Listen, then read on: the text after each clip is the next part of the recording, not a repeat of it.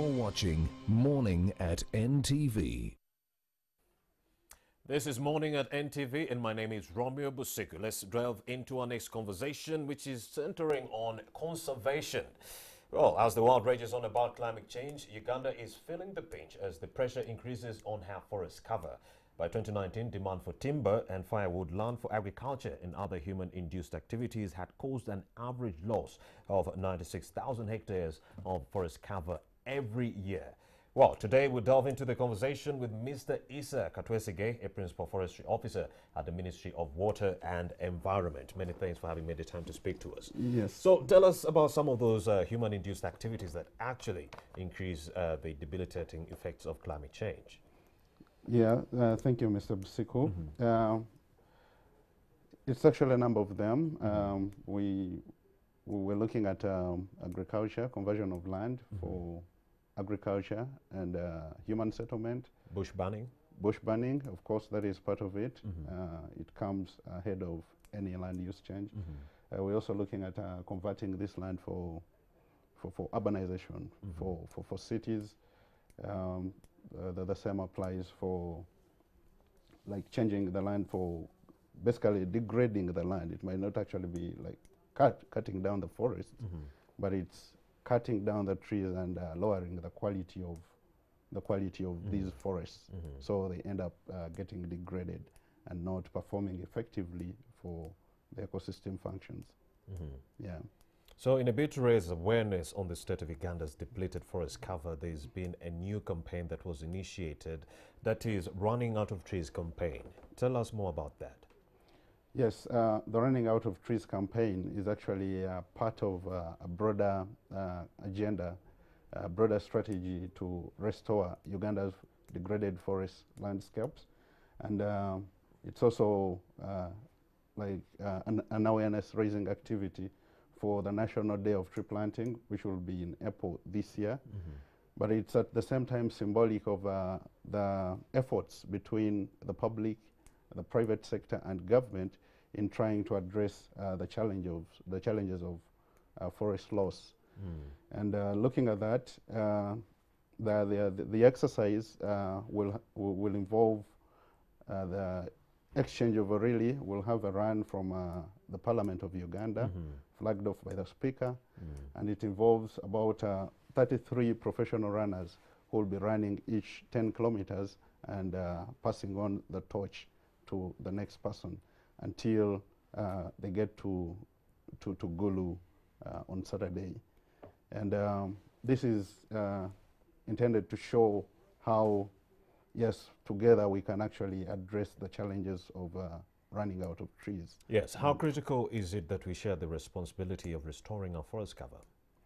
Yes, you know, for quite some time, government has been making commitments on behalf of Ugandans, coming up with all good plans and strategies, setting targets for restoration, but then for the most part, the Ugandans have not been involved in actually doing the restoration. So why have they been slow to actually get engaged in this campaign? Yes, it's not exactly that they're being slow, but then it's just a segment of the population that does most of the restoration activities, but then the bigger population is involved in converting the land use. It's not just like one wakes up and cuts down 100 hectares. It's 1 acre or... In your opinion, why do you think they're not embracing the tree restoration campaign? Yes, the majority. We think it's actually lack of awareness, and then also there is this general attitude of probably it's not that important, and we have an impression that actually Uganda is still green, but then when we are hit by the calamities that are related to degradation and forest loss, that's when we wake up and we realize that actually we need to do something about it. So this campaign is about, you know, educating the masses on why it's important for them to involve themselves in the restoration efforts of government. And looking at that, if we can have everyone at least planting a tree and trying to planting a tree and protecting trees, we think, yes, we have this restoration happening across the entire landscape. So, Mr. Tumwesige, how much will it take from each of us to personally or physically restore our forest cover? Yes, to start with, I think it's important that everyone actually makes an effort to plant at least a tree every year. And we are looking at a campaign to do 40 million trees in one day in April. And the thinking behind that is to make it easy for everyone to plant and maintain one tree at household level. If it's a household of, say, 5 people, we're looking at 5 trees in places where the land is. Say, it could be at the neighboring school, it could be in the backyard, it could be in your compound, but it's important that at least everyone nurtures a tree and raises that tree for the purpose of the ecosystem values they contribute to our lives. 40 million trees is no easy feat. How long will it take? Yes, we believe it should take everyone's effort, and the fact that we want to have it in one day, and this is going to be an annual event where we'll be planting, where we'll be doing it every year. And with the time, of course, we have to begin somewhere, and with time this keeps on improving. So with that, we believe eventually it will become a part of people's lives, and then every year we can do this planting.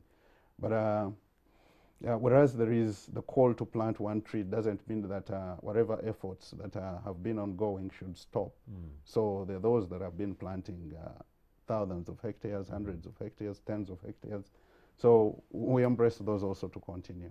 But also we would like to appeal to the public to stay away from some of these forests or the natural ecosystems that support our livelihoods. Indeed, Mr. Katwesige, besides afforestation, what other activities might we employ in the interim to reduce the debilitating effects of climate change? Yes, we have forests that are existing, but most importantly, it's self-regulation, because, I mean, government cannot, or no one can actually have, as in police, the entire sector to make sure that no one cuts a tree. But it starts with individual discipline and making sure that we actually conserve.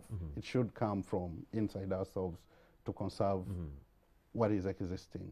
And then also conserve the way we use the timber, the way we use the energy for cooking, and use it reservedly such that it's sustained for the future as well. What about introducing tax incentives to actually reduce on the burden on our forest cover? Because 80% of the families in Africa, not only Uganda, actually use firewood and charcoal for cooking. So many experts believe if we offered some kind of tax incentives on gas, it would reduce the burden that is being experienced on our forest cover. What do you make of that? And why has government been so slow in implementing the same if they know it's one way of mitigating the effects of climate change? Yeah, thank you. You know, government actually operates in different ways. From our side, as the forestry sector in the Ministry of Water and Environment, we've actually made that appeal to the Ministry of Finance to consider these tax incentives on gas. But you see, cooking is just one of the drivers of deforestation. They are among several others. That Building, construction, and all yes, that. exactly, because there is no single silver bullet. Yes, and then of course, as part of the campaign, there is like the need to educate the masses, because sometimes it's not about affordability. You'll find that actually there are attitudes about the use of gas in households, even those that can afford it. But on the bigger part, it's important that this becomes part of the government policy to protect, to provide such incentives for those that might wish to use gas but can't afford it. Principal Forestry Officer Mr. Isaac Katwesige at the Ministry of Water and Environment. Many thanks for having made the time to speak to NTV. Thank you. It's been amazing for me. helping us put a lot into perspective. Well, you're still watching Morning at NTV right about now. I think the show has really come to an end. This was our very last conversation. Teko, what do you make of that? Are we wrapping up? Well, it's been amazing having you join us from 6:30 all the way to 9 a.m. My name is Romeo Busiko, and of course, I'm doing this with Malaki Villa. We shall be here tomorrow, it being a Furahi Day. Expect some music when we kick off the show, so you do not want to miss that. So the conversations we had today was centered on conservation, compassion, and we also had something on the science subjects and why students are failing, all that. The show is brought to you by NMG, and we'll see you tomorrow. Have yourselves a blessed day. Good morning.